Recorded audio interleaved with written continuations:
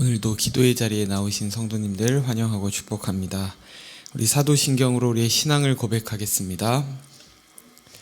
전능하사 천지를 만드신 하나님 아버지를 내가 믿사오며 그 외아들 우리 주 예수 그리스도를 믿사오니 이는 성령으로 잉태하사 동정녀 마리아에게 나시고 본디오 빌라도에게 고난을 받으사 십자가에 못 박혀 죽으시고 장사한 지 사흘 만에 죽은 자 가운데서 다시 살아나시며 하늘에 오르사 전능하신 하나님 우편에 앉아 계시다가 저리로서 산 자와 죽은 자를 심판하러 오시리라.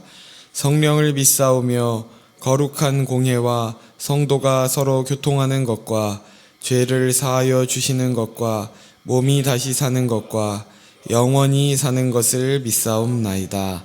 아멘. 찬송가 218장 찬송하시겠습니다.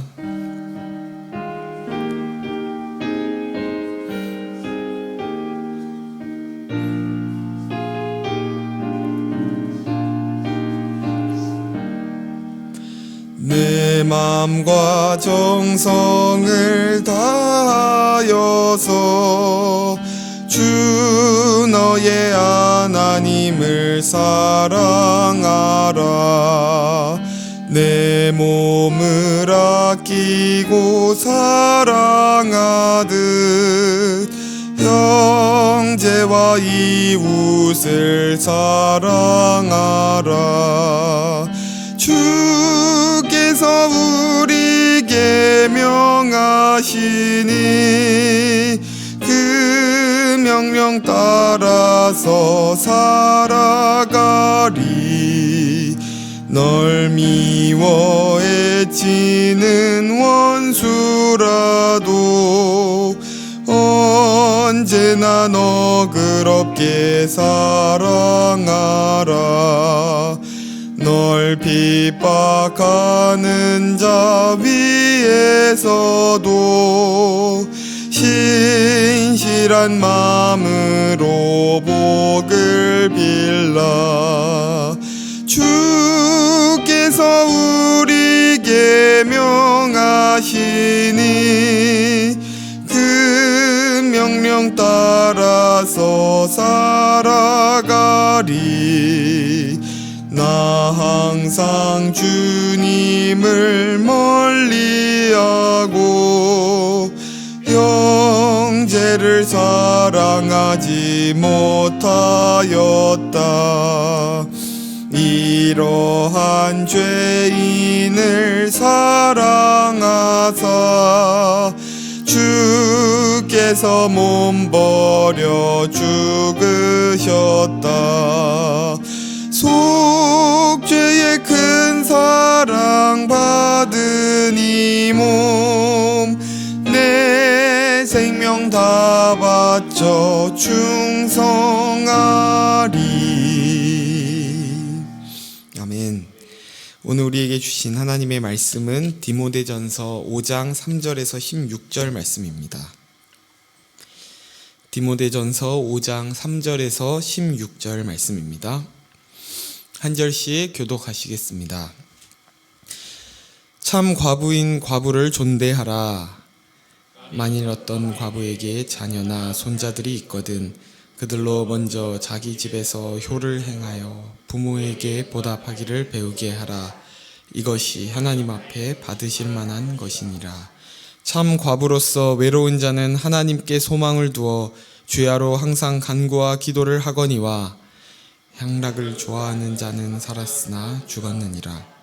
내가 또한 이것을 명하여 그들로 책망받을 것이 없게 하라.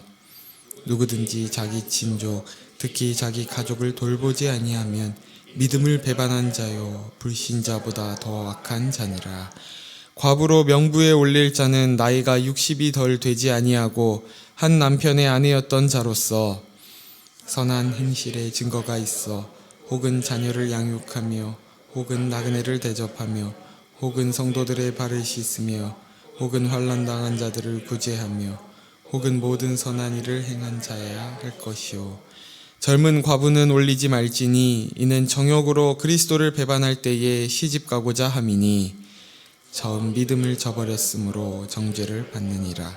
또 그들은 게으름을 익혀 집집으로 돌아다니고 게으를 뿐 아니라 쓸데없는 말을 하며 일을 만들며 마땅히 아니할 말을 하나니 그러므로 젊은이는 일어나 집을 다스리고 대적에게 비방할 기회를 조금도 주지 말기를 원하노라. 이미 사탄에게 돌아간 자들도 있도다. 만일 믿는 여자에게 과부 친척이 있거든 자기가 도와주고 교회가 짐지지 않게 하라. 이는 참 과부를 도와주게 하려 함이라. 아멘. 디모데 전후서는 바울이 디모데에게 쓴 목회 서신이라는 것을 반복해서 말씀드리게 되는데요. 왜냐하면 당시 교회를 세워가기 위한 이 목회적 질서와 원리들을 가르치고 있다는 이 맥락을 놓치지 않아야 이 본문의 내용들을 우리가 바르게 이해할 수 있기 때문입니다. 이 5장 1절과 2절에서 늙은 남녀와 젊은 남녀, 다시 말하면 교회의 모든 성도들을 어떤 자세로 대해야 하는지 먼저 언급하고 있습니다. 나이가 든 남녀를 부모 대하듯이 대하고 또 젊은 남녀를 형제와 자매 대하듯이 하라는 것은 이 교회가 예수 그리스도 안에서 새롭게 정의된 가족이라는 것을 보여주고 또 오늘 본문에서부터 6장 초반부까지 좀 더 자세하게 교회의 구체적인 대상인 이 과부, 감독, 또 종에 대한 지침들을 주고 있습니다. 오늘 본문에서 과부에 대한 이토록 자세한 지침들을 주는 것은 이 당시 초대교회 안에 과부를 섬기는 일로 인해 어떤 어려움이 있었던 것을 우리가 짐작할 수 있습니다. 그래서 바울은 디모데가 목회를 하면서 이 과부를 섬기는 일에 있어서 일관된 태도와 분명한 기준을 가져야 할 것을 당부하고 있는 건데요.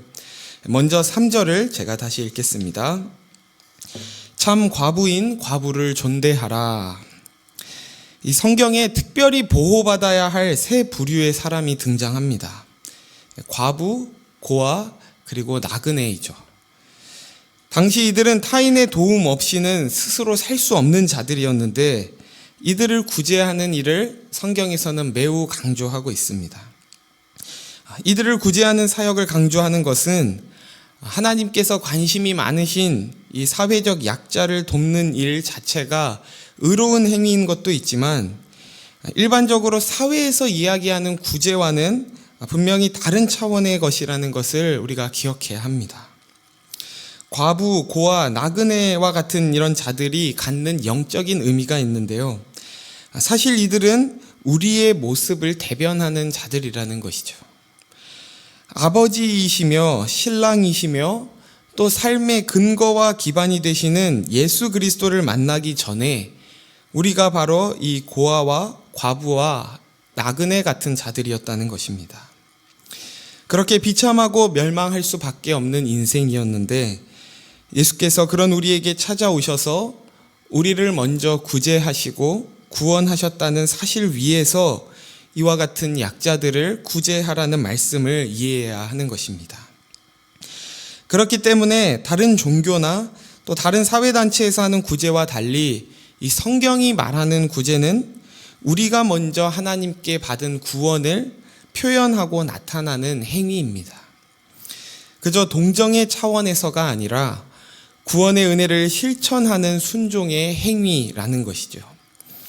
그렇기 때문에 구원받은 우리에게 구제란 하면 좋은 것이고 안 해도 괜찮은 것이 아니라 우리가 하나님께 값없는 은혜로 그렇게 거저받은 자로서 이제는 우리가 또한 거저주는 자들이 되어야 할 줄로 믿습니다.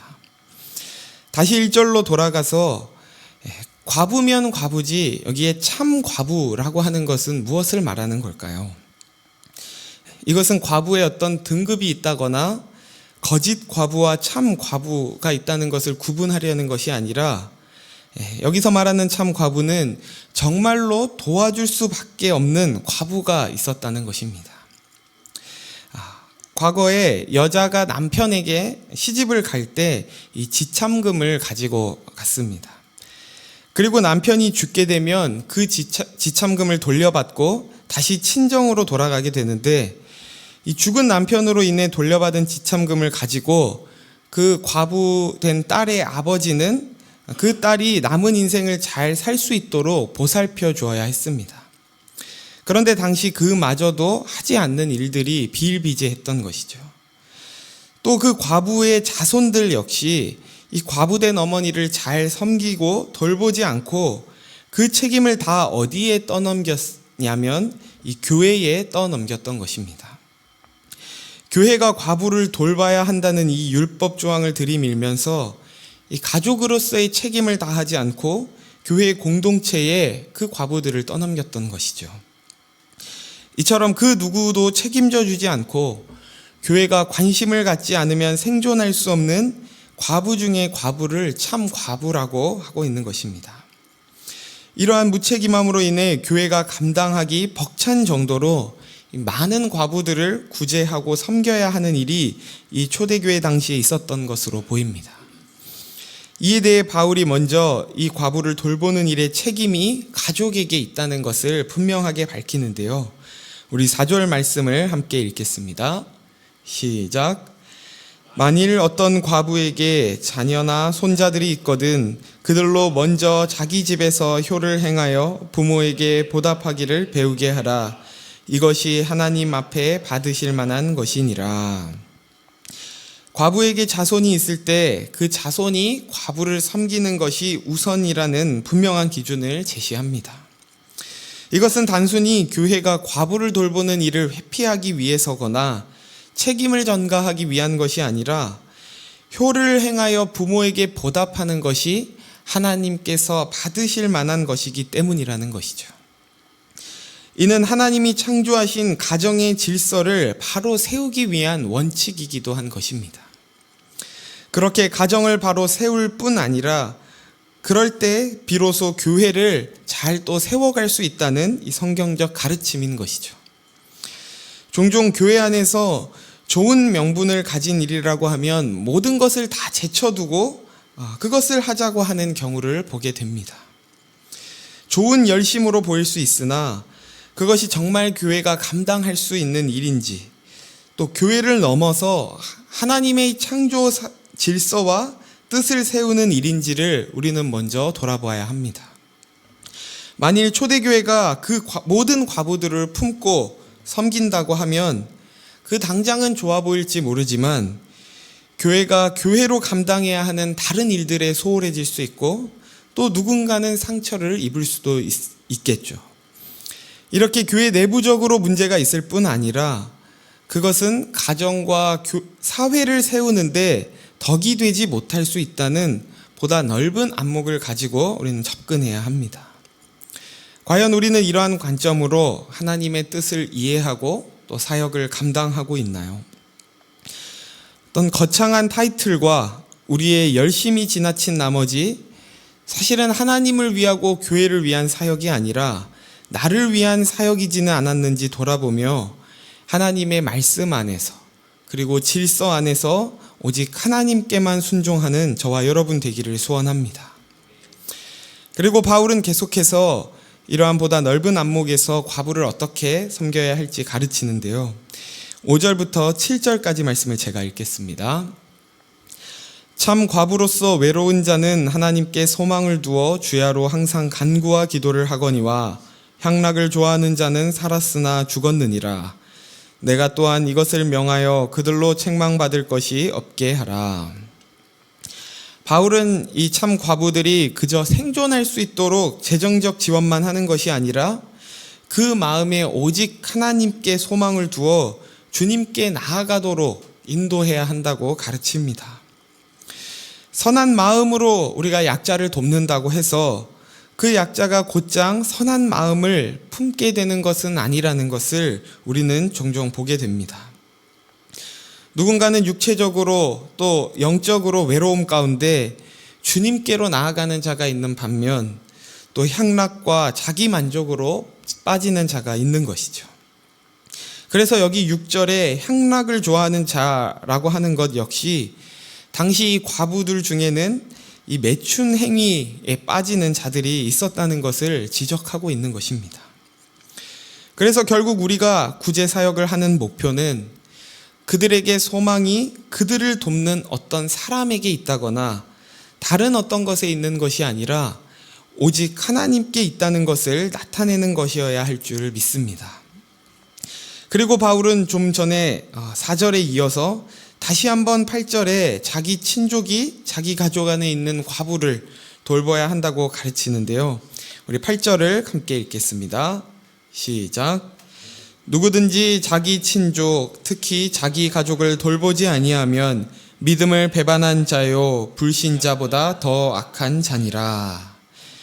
자기 가족을 돌보지 않는 자를 어떤 자라고까지 표현하냐면 믿음을 배반한 자요 불신자보다 더 악하다라고까지 이야기하고 있습니다. 왜 이렇게 바울은 강하게 지적하고 있는 걸까요? 그것은 우리가 그리스도인이기 전에 하나님의 피조물로서 하나님이 창조하신 가정을 돌보고 부모를 섬기는 것이 인간으로서의 기본적인 책임이기 때문입니다. 자기 가족을 돌보는 책임조차 교회에 떠넘기는 자가 어찌 교회를 섬기고 하나님을 섬길 수 있겠는가라고 하는 것이죠. 우리는 가정과 교회를 분리시켜서 생각할 때가 많은데요. 그러나 가정에서의 책임, 또 교회에서의 책임을 이분법적으로 나눌 수 있는 것이 아니라 사실은 각 가정을 잘 세우는 것이 곧 교회를 건강하게 세우는 일이라는 것을 기억해야 합니다. 왜냐하면 처음 말씀드렸던 것처럼 이 교회는 확장된 가정이기 때문입니다. 교회 공동체를 섬긴다고 하면서 각자 일상의 자리에 주어진 또 가장 기초적인 책임을 지지 못하는 자는 실상 교회에 더 큰 부담을 주고 있다는 것이죠. 과연 우리는 교회라는 이름으로 하는 사역 이전에 우리에게 주신 가정, 또 회사, 그 외의 일상의 자리에서 이러한 과부와 같은 자들을 돌아보고 또 섬기고 있는지를 먼저 우리 자신을 돌아보길 원합니다. 우리가 사랑하고 섬겨야 할 대상은 그리 멀리 있지 않습니다. 가장 가까이에 있고 그래서 가장 당연하게 여기는 바로 그 대상이 우리가 먼저 책임져야 할 참 과부인 것이죠. 그리고 9절부터 15절까지는 이 과부를 교회 명부에 올리는 자들에 대한 기준을 기록하고 있는데요. 10절부터 12절까지 말씀만 제가 읽겠습니다. 선한 행실의 증거가 있어 혹은 자녀를 양육하며 혹은 나그네를 대접하며 혹은 성도들의 발을 씻으며 혹은 환난당한 자들을 구제하며 혹은 모든 선한 일을 행한 자라야 할 것이요 젊은 과부는 올리지 말지니 이는 정욕으로 그리스도를 배반할 때에 시집 가고자 함이니 처음 믿음을 저버렸으므로 정죄를 받느니라. 자칫 이 말씀을 보면 과부를 교회 명부에 올리는 기준이 적합한지 또 너무 엄격한 것은 아닌지 하는 의문이 들 수 있는데요. 여기 명부에 올라가는 과부에 대한 기준은 이 교회에서 구제하고 지원할 가부에 대한 기준이 아니라 과부 중에서 교회를 섬길 직분자로 명부에 올리는 기준이라는 것을 우리가 먼저 이해해야 합니다. 그러니 온전히 교회에 헌신할 수 있는 자들을 구별해야 하다 보니 젊은 자, 아직 자기 욕심이 많고 또 다시 가정을 꾸려 교회를 섬기는 데 집중하지 못할 자는 그 명부에 또 그 직분자로 세우지 않도록 기준을 제시하고 있는 것이죠. 무엇보다 교회 명부의 이름을 올리는 것이 중요한 것이 아니라 또 어떤 직분을 가지는 것이 중요한 것이 아니라 어느 자리에 있든 그가 하나님 앞에서 믿음을 지키고 하나님의 자녀로 신실하게 살아가는 것이 중요하다는 것을 놓치지 말아야 합니다. 그 일이 크든 작든 또 눈에 보이든 눈에 보이지 않든 각자의 자리에서 하나님 앞에 충성을 다해야 하는 것이죠. 그래서 이러한 엄격해 보이는 기준은 오히려 이 과부들을 또 교회를 보호해주는 기준이 되는 것이었습니다. 그리고 마지막으로 16절을 우리 함께 읽고 말씀을 정리하려 하는데요. 우리 16절을 함께 읽겠습니다. 시작. 만일 믿는 여자에게 과부 친척이 있거든 자기가 도와주고 교회가 짐지지 않게 하라. 이는 참 과부를 도와주게 하려 함이라. 오늘 본문에 있는 4절 또 중간에 있는 8절, 마지막에 16절에 걸쳐 반복해서 같은 내용의 말씀이 기록되어 있습니다. 이처럼 사도 바울이 과부에 관하여 시종일관 강조하고 있는 것은 바로 이 과부에 대한 책임은 1차적으로 그의 가족들에게 있다는 것입니다. 문자적으로 이해하면 그렇지만 이것을 좀 더 확장하여 영적인 의미로 해석하면 앞서 말씀드린 것처럼 우리가 교회의 공동체로서 하나님의 율법에 순종하여 이 땅의 많은 약자들을 섬기는 일보다 먼저 각자의 일상의 자리에서 또 삶의 기초가 되는 가정 안에서 신자된 책임을 다할 때 그것으로 인해 교회가 교회답게 세워질 것이며 이 땅에 정말 도움이 필요한 참 과부들이 존대를 받게 될 것이라는 겁니다. 예수께서 과부와 같았던 우리의 참 신랑이 되어주시고 우리를 구원하여 주셨던 것처럼 우리 주변에 있는 과부들을 섬기고 덮되 나의 열심과 어떤 명분을 가지고 하는 것이 아니라 하나님의 창조 질서 안에서 우리 삶의 기초가 되는 가정에서부터 그 일을 충실히 감당하는, 그리하여 진정으로 교회와 사회에 하나님 나라를 나타내고 세워가는 저와 여러분 되시길 예수님의 이름으로 축원합니다. 시간 말씀을 생각하며 세 가지 기도 제목으로 함께 기도하길 원하는데요. 먼저는 우리가 먼저 주님께 구제받고 구원받은 자로서 우리 주변의 참 과부와 같은 이들에게 하나님의 구제와 구원을 나타내게 해달라고 기도합시다. 두 번째로는 우리에게 맡기신 이 말씀의 책임을 다하되 우리 삶의 가장 기초가 되는 가정에서 또 부르신 삶의 자리에서 먼저 그 책임을 다하게 해달라고 기도합시다. 마지막으로는 이웃과 나라와 민족을 위하여 기도하길 원하는데요. 효율과 기능으로 인간의 가치를 판단하는 시대 속에서 하나님의 형상으로 창조된 인간의 존엄성을 회복하게 해달라고 우리 나눈 이 세 가지 기도 제목을 가지고 함께 기도로 나아가겠습니다.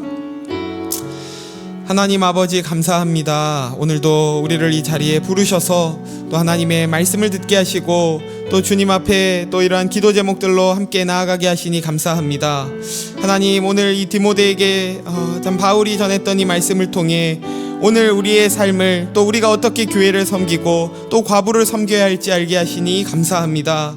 하나님, 우리가 하는 이 구제와 또 약자들을 돌보는 사역이 또 세상에서 하는 것과 같지 아니하고 우리가 먼저 주님께 구제받고 구원받은 자로서 그 하나님의 구원을 나타내는 사역이 되게 하여 주옵소서.